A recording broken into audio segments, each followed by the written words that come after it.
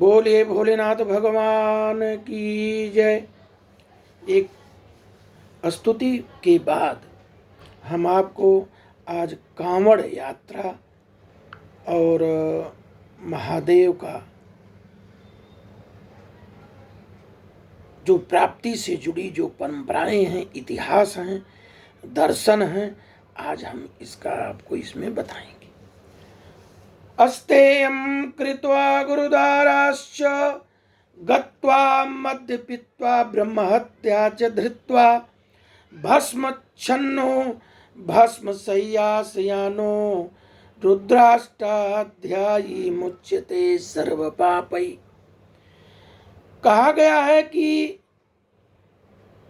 महर्षि शाताशप ने कहा कि जैसे सोना चुराने वाला, गुरुपत्नी पर कुदृष्टि देखने वाला, मद्य पीने वाला, ब्रह्म हत्या करने वाला, अगर पूरे शरीर में इस कांवड़ यात्रा के रज को, चाहे भगवान भोलेनाथ के भस्म को अरसैया बना करके उस पर सो जाता है और रुद्राष्ट अध्यायी का पाठ करता है, तो ये सभी पातकों से मुक्त हो जाएगा, ऐसा जो है कहा गया है। तो अब आपको हम बताते हैं, पहले बताते हैं कि कांवड़ यात्रा का जो मूल परिचय है। देखिए, कांवड़ यात्रा श्रावण मास जुलाई और अगस्त में होने वाली वह धार्मिक यात्रा है जिसमें भक्तगण कांवड़िए हिमालय की तलहटी स्थित पवित्र नदियों, मुख्यतः गंगोत्री, हरिद्वार, गोमुख या सुल्तानगंज से गंगा जल लेकर और पैदल चलते हुए भगवान शिव को अर्पित करते हैं। आपको कांवड़ का अर्थ बतावें। कांवड़ शब्द दो बांसों के बीच बंधी हुई दो घड़ों या कलशों से बना यह संतुलन का प्रतीक है कि दैविक शक्ति और भौतिक जीवन, इच्छा और आत्मनियंत्रण, आत्मा और शरीर के बीच संतुलन कांवड़ यात्रा का एक आध्यात्मिक तपस्या है जिसमें भक्त महादेव तक जल पहुंचाते हैं, पर वास्तव में अपनी आत्मा को वो शिवमय करते हैं। इसको इस भाव से लिया जाए। ऐतिहासिक इसका यह है कि कांवड़ यात्रा का पुराणों में और तांत्रिक ग्रंथों में इसका वर्णन मिलता है। स्कंद पुराण में कहा गया है कि श्रावण मास में गंगा जल से शिवलिंग को स्नान कराना बहुत ही पुण्यदायी है। पौराणिक कथा है कि समुद्र मंथन के समय जब हलाहल विष निकला तो उसको पीकर जगत की रक्षा की महादेव ने। हर हर महादेव। यह शक्ति किसी के पास नहीं थी, किसी देवता के पास नहीं थी, क्योंकि विष था, पी लेने के बाद न मरे तो विष का महत्व खत्म हो जाता, प्रकृति खत्म हो जाती। इसलिए महादेव जी को चुना गया। उन्होंने पिया और कंठ पर यहीं पर रोक दिया। यह शक्ति केवल उनके अंदर थी और कंठ नीला हो गया और नीलकंठ कहलाए। तो जब वो ऐसा कर दिए तब देवताओं ने उनको विष की गर्मी को शांत करने के लिए गंगा जल अर्पित कर उनका ताप शांत किया और तभी से यह परंपरा आरंभ हो गई। और भी धार्मिक मान्यताएं हैं, प्रतीकात्मकता है।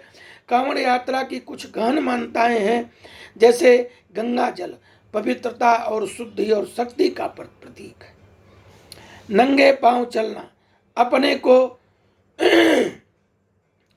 समर्पित भाव से विनम्रता और आत्मसमर्पण करना। जल अर्पण, अपने कर्मों की शुद्धि और आत्मा की चढ़ती हुई शक्ति को अर्पित करना। बोल बम, ऐसा ध्वनि ऊर्जा से अपने अंदर और समाज के अंदर चेतना जागृत करना। वर्तमान में कांवड़ यात्रा और उसका सामाजिक वैश्विक स्वरूप इस प्रकार है कि अनुमानत हर वर्ष 6 से 7 करोड़ यह दुनिया की सबसे बड़ी वार्षिक तीर्थ यात्रा मानी जाती है। विदेशों में भी, जैसे Nepal, Mauritius, Fiji, UK, Trinidad Kanwar यात्राएं वहां भी आयोजित होती हैं। छठवां चीज आपको हम बताएंगे कि शिव की प्राप्ति और कांवड़ का योग, यह केवल बाहरी ही नहीं, अंतर मन की भी यात्रा है। जब शरीर थकता है, मन तपता है, यही तपस्या शिव से एकाकार करने की प्रक्रिया है। शिव जल और अपने को एकाकार करना।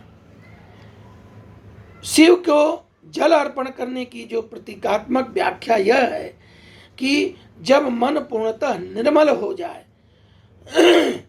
तभी परमात्मा उसमें प्रकट होता है। इसलिए निर्मलता का बोध करने के लिए हम जल के संपर्क में रहते हैं। भारत सरकार की आधिकारिक धार्मिक तीर्थ यात्रा सूचियों में भी कांवड़ का नाम दर्ज है।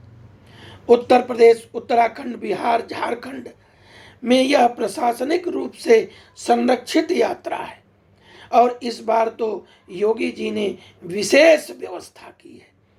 हालांकि कुछ विधर्मी उनके ऊपर अनर्गल प्रलाप कर रहे हैं, लेकिन नहीं, मान सम्मान देना, भक्तों को तो भगवान ने भी सम्मान दिया। उनकी व्यवस्था में लाखों पुलिस, स्वास्थ्य, जल सुविधा आदि की तैनाती होती है।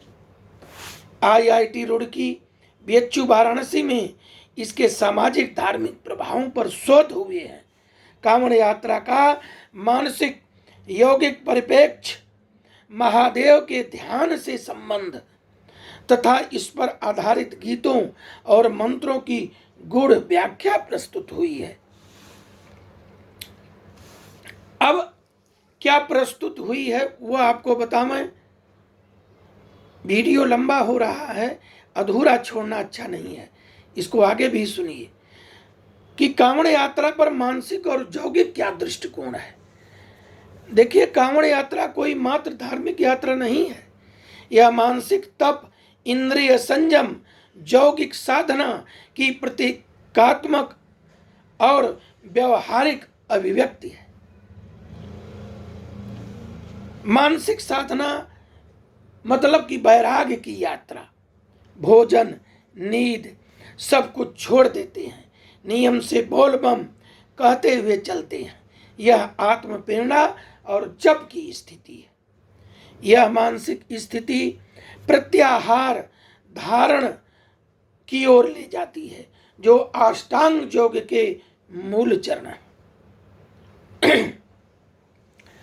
दूसरी प्रक्रिया है कि यौगिक ऊर्जा और कांवड़ और नाड़ी तंत्र। देखिए, कांवड़ के दो घड़े, दो ईड़ा और पिंगला, ये नाड़ियों की प्रतीक है। कंधे पर संतुलित रूप से रखा जाना नाड़ी और संतुलन सुषुम्ना के जागरण की क्रिया है। तो लगातार चलना ये प्राणायाम के समतुल्य है।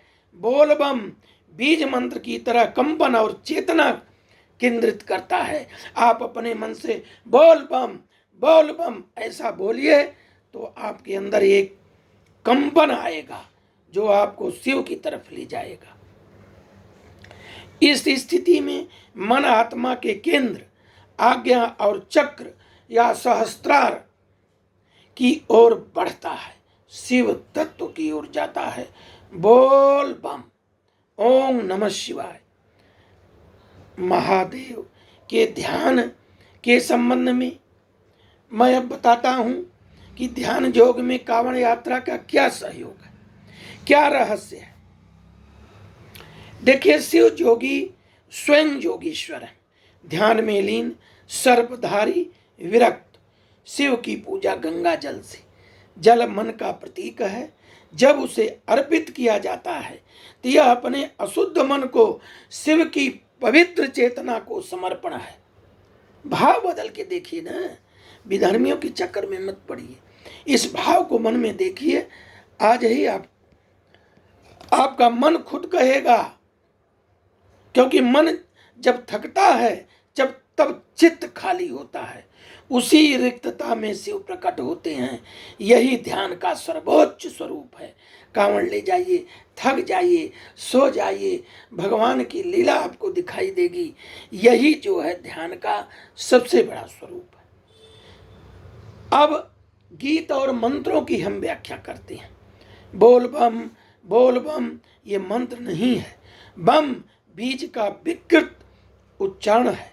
यह ब्रह्मांडीय ध्वनि का रूप है जिससे मूलाधार चक्र जागृत होता है। बम, आप बम बोलिए, रीढ़ की हड्डी तक आपकी गनगना जाएगी। बम ऐसा शब्द बोलिए। साधारण भक्त बोलता है बोल बम, पर गूढ़ जोगी इसे ऊर्जा संचार मंत्र की तरह उपयोग करता है। इसमें महामृत्युंजय मंत्र का उपयोग होता है। ओम त्र्यंबकम यजामहे सुगंधिम पुष्टिवर्धनम उर्वारुकमिव बंधनान मृत्युर्मुक्षीयमामृतात्। इस मंत्र को सुनने से, समझने से, कहने से सबका फल मिलता है। यह मंत्र शिव को समर्पित है, मृत्यु और बंधन से मुक्त करने वाला। इसे कांवड़ यात्रा में शिवलिंग पर जल चढ़ाते समय जपते हैं। यह चित्त को अमरता और निर्भयता की तरफ, एकाग्रता की तरफ ले जाता है। अब गंगा जी पहुंचने पर गंगा स्त्रोत बोलते हैं।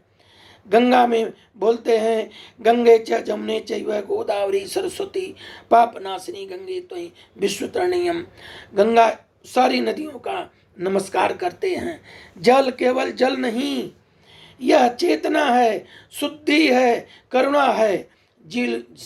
शिव को जल अर्पण करना,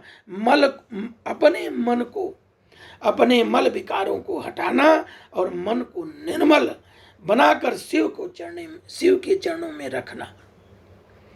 अब आपको हम निष्कर्ष की तरफ ले चलते हैं कि कांवड़ यात्रा वास्तव में एक यौगिक साधना है, जहां मन, शरीर और आत्मा तीनों शिव से मिलने निकलते हैं।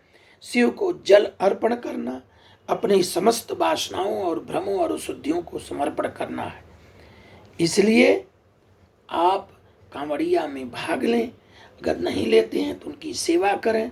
वो भी नहीं कर पाते हैं तो बोल बम बोलें, उनको आते जाते देखें, सब में फल मिलता है।